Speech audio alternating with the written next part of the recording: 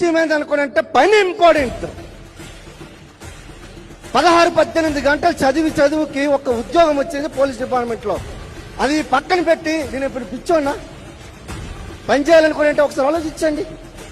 మీరు ఇక్కడ చాలా మంది చదువుకునే వాళ్ళు ఉన్నారు, చాలా మంది గవర్నమెంట్ జాబ్ చేస్తున్నారు, ప్రైవేట్ జాబ్ చేస్తుంటున్నారు, లక్షలు సంపాదించే వాళ్ళు ఉన్నారు. ఒక జాబ్ పక్కన పెట్టుకుని వచ్చి ఒక బిజినెస్ చేయాలనుకుంటే ఎంత ధైర్యం ఉండాలి. మా ఇంటి దగ్గర ఇప్పుడు కూడా తెలిసింది, ఒకవేళ సిచ్యువేషన్ వస్తే నేను డబ్బులు పంపించకపోతే ఇల్లు గడవదు, అలాంటి సిచ్యువేషన్. మా బ్యాక్గ్రౌండ్ ఏం లేదు. అట్లాంటి బ్యాక్గ్రౌండ్ నుంచి ఒక బిజినెస్ పట్టుకొని వచ్చి నేను బయటకు వెళ్ళిపోతే మా మేడం ఇలా తిలకం దిద్ది దాసు చలో బిజినెస్ చేయరా అని అంటదనుకుంటుంది ఆమె. పాపం ఏమంటది, ఏం పర్వాలేదు. మా నాన్న మా అమ్మ అట్లా అనేటోళ్ళు కాదు.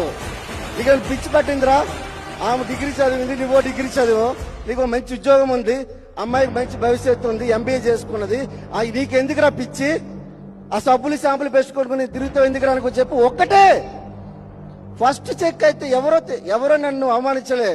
మా నాన్న ఫోన్ చేశాడు, మా అమ్మ ఫోన్ చేసింది, 1100 రూపాయల చెక్ గురించి బయటికి వెళ్ళి నువ్వు కోడలి పిల్ల బయటికి వెళ్ళి పని చేస్తారా, మీకేమైనా పిచ్చారా?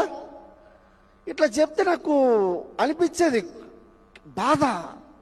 1100 గురించి నేను పనిచేసేది కాదు కదా. నాకు ఒక రోజుకు బెంచ్ ఉంటుంది, నాకు ఒక బంగ్లా ఉంటుంది, నాకు ఒక ఎకరాల కొద్ది భూమి ఉంటుంది. నేను చెప్తాను కదా, ఈ రోజు 20 కంపెనీల్లో నేను ఈ రోజు షేర్స్ కొన్నాను. టాప్ కంపెనీస్ లో ఈ రోజు 20 కంపెనీస్ లో కొన్నాను నేను. అర్థమవుతుందా?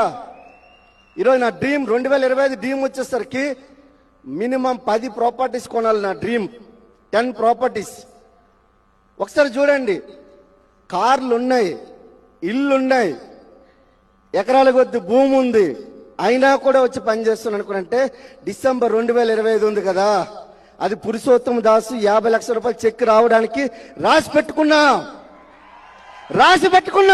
కొడతా. నేను చెప్పడం కాదు, నా గోడలు చెప్తాయి, మా ఇంటి గోడలు చెప్తాయి. వెళ్ళి అడగండి, మా ఇంటి గోడలు మాట్లాడితే మీతో పురుషోత్తమ దాస్ ఏం చేయబోతున్నా, పూర్ణ ఏం చేయబోతుందని చెప్పి